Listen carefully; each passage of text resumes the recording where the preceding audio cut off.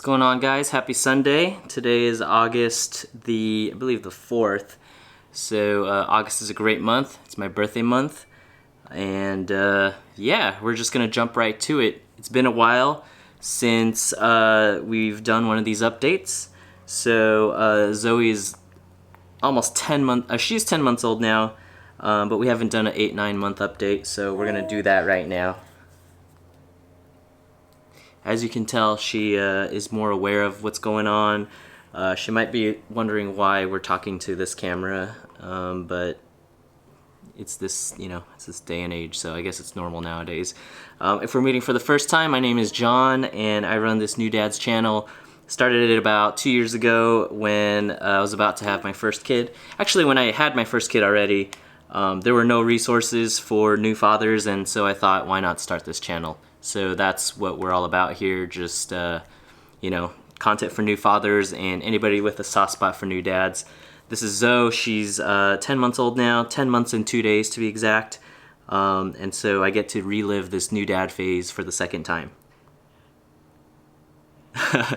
So we're just gonna jump right in. What's up, whoever's watching? If you could comment, who you are. I'm gonna keep this really brief. I'm gonna try to do it under 7 minutes. But if you know me, I tend to go over, so we're just gonna jump right in. All right. First thing, and by the way, just a fair warning, today is gonna be maybe not so much the funnest topics. We're gonna talk about guilt and shame. So two very heavy topics, but I'll try to keep it light. I'm not here to like sugarcoat anything or beat around the bush, so everything I say is truthful, and my intention is to just give you a heads up of what's to come. So guilt and shame. So guilt, it's easy, so you have your kid, everybody's happy. First 3-4 months rolls by, it's a blur, right? You're just kind of in survival mode. Diapers, feeding, bottles, wash, rinse, repeat, right? Laundry. And so finally in month 4, you start to get the hang of things, and baby starts to smile back at you and stuff. You do tummy time, they're starting to like kind of figure things out. That's cool and everything. But for me anyways, month 4, 5, 6, 7, and even like 8, it's just kind of a blur. It's a wash. You kind of do the same things over and over. No real significant progress, at least externally. But obviously there's a lot going on in the brain and, development and stuff. But as a father, as a dad, maybe I'm just not paying attention close enough, but not really anything rewarding, You're just kind of like moseying around, you go to work, come home, help with the chores and stuff, and then you go to sleep, and that's it. You kind of rinse and repeat like over and over and over. For me, it was really, really hard to adjust to that, both the first time and the second time. Our firstborn is 3 years old, and I'm still having a hard time getting used to that routine, that cadence of go to work, come home, dinner, dishes, bath, go to bed. I want more, right? And I'm sure, you can relate with that. I want to go to the gym. I want to watch a basketball game.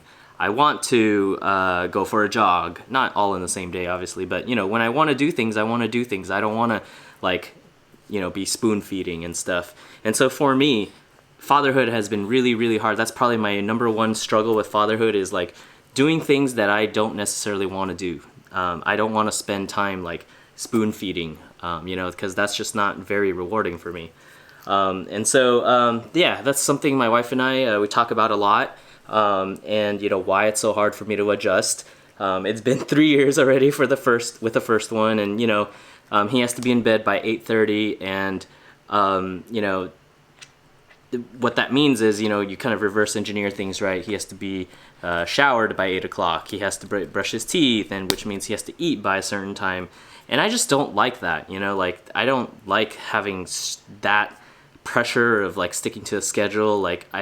I'm tired when I come home from work. I want to be on my phone. I don't want to be doing this kid stuff, right? But as you guys know, it comes with the territory, right? If you want to be a president dad and stuff, that's just what we got to do, right? And so anyways, all I'm trying to say is that has been the biggest struggle for fatherhood for me. And so if, you're struggling with that, the reason why I share is so that, maybe we can we can have that bond, that to bond over, right? And just be like, man, yeah, I know it's hard, right? And sometimes like you can't say this stuff to your wife, at least not right away, because she's like, what? Like, I've been home all day with a baby. Like, you have no right to complain, right? And so anyways, I just want to create the space for you to comment below anonymously, and we can bond over that a little bit. But I was talking about guilt and shame. So guilt, right? For me, what that means or what that looks like is, you're kind of in like one foot in, one foot out, both at work and at home, right? So we do daycare drop-offs, and sometimes I get to work at 10, and then I leave at 5, and that's like not a full work day. Sometimes I have to leave early to pick up the little guy before the daycare closes, etc. Sometimes you got to do stuff midday, and I'm just not fully there at work, right? Physically not there, and that doesn't make me feel good. It makes me feel guilty. It makes me feel like I'm not doing my best. It makes me feel ashamed that I'm not good enough. I'm not doing my 100% effort work.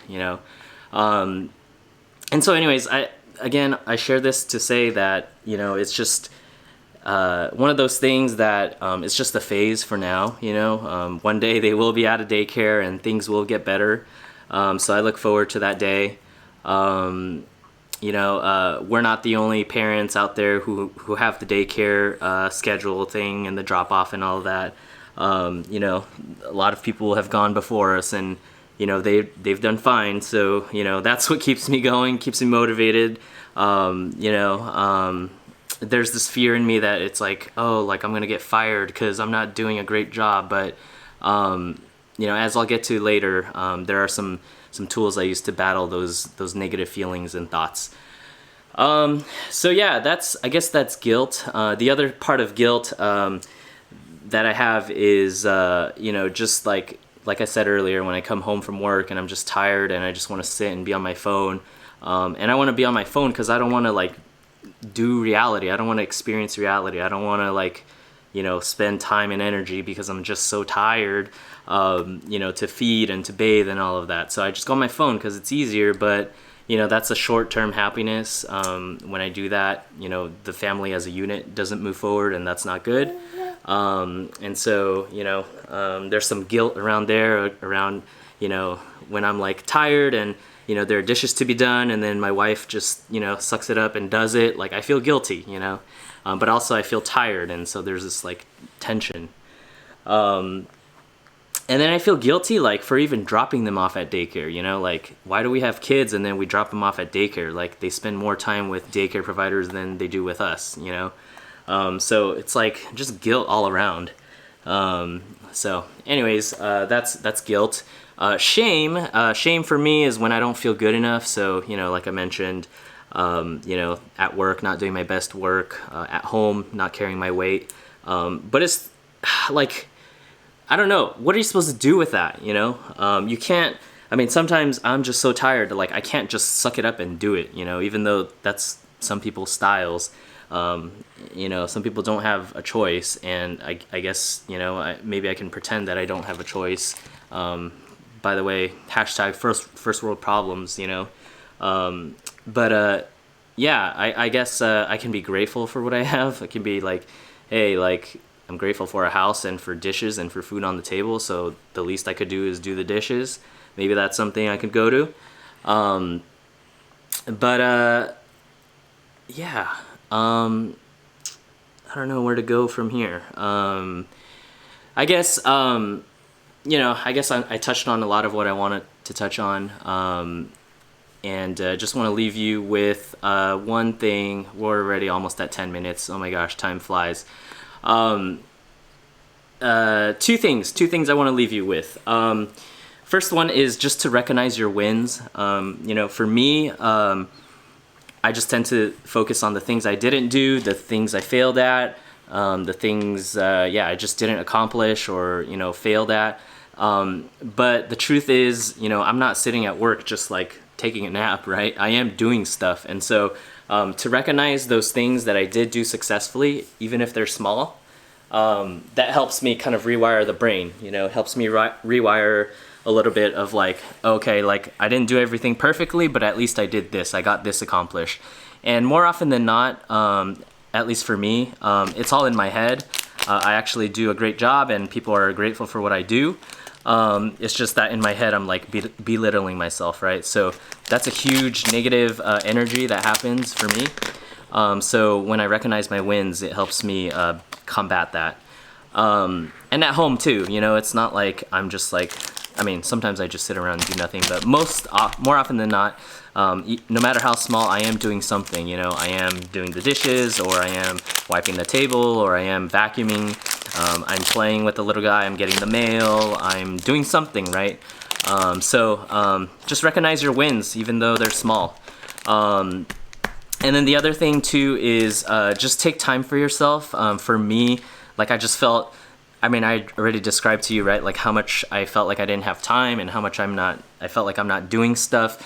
And so like taking time for me on the surface is like the worst thing, you know, because it's like, oh, like I don't deserve this time for myself. But truth be told, I do deserve the time, whether it's 10 minutes, 20 minutes, you know, to just, it's me time. It's time for me that I don't, you know, just don't do anything like house related or family related or whatever, you know. So what that looks like for me is like I watch YouTube to make my videos better.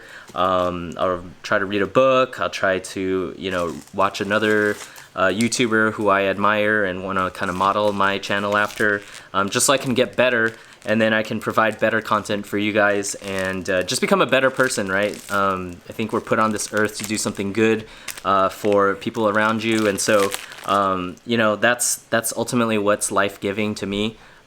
It's what brings my self-esteem up, makes me feel good about myself, and hopefully, you know, it's helpful to you guys. So, you know, take time for yourself with a goal to come back stronger.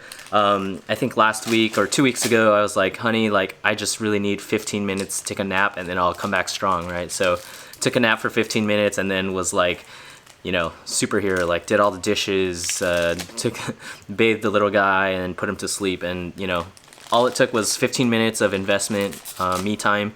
And that's what it looked like that day. And then the one surprising thing too that I'll say is send mom to go to class. Like Joy, she's like such a trooper. She's always at home doing stuff for the house. She's been wanting to do yoga for a really long time. She's really into yoga and she just hasn't had a chance to go for a while. So I was like, honey, go to yoga. Like just go, you know. And something surprising that happened as a result of that is, you know, I threw the kids in the stroller. We went on a trail nearby, and it was a good hour of just like me getting exercise, which is like it's anti-depression, anti-anxiety, right? And releases the feel-good hormones. I was able to listen to a podcast, which feeds my brain. Makes me feel good, makes me feel like I'm learning and growing. And I think those are the two things. I got exercise and I fed my brain. And as a result, I just felt really good. You know, it was an investment in myself. Not only that, it was an investment for mom. She got exercise and felt good about herself. And maybe the best part of it all is the kids, they came back and they were tired. And so now they, you know, they're down for a nap. So that's like awesome, win-win-win for everybody. So anyways, hope that was kind of inspiring or maybe jog something in your memory. Again, this is a channel for new dads and anybody with a soft spot for new dads. So if you're into that thing, consider subscribing. You know, leave a comment below if you have any tips, tricks, hacks, dad hacks, mom hacks that, you know, could help the whole family. You know, pretty soon you'll be like, yeah, I'm a dad and, you know, all this work sucks and I'm so tired, but I'm the best dad there is. And, you know, that self-esteem, you know, it's priceless. So, hope you have a great day. If you don't have a great day, make it a great day. You have the power to choose to do things that make you happy and make you better. So I think it's this lady's nap time. So catch you guys next time.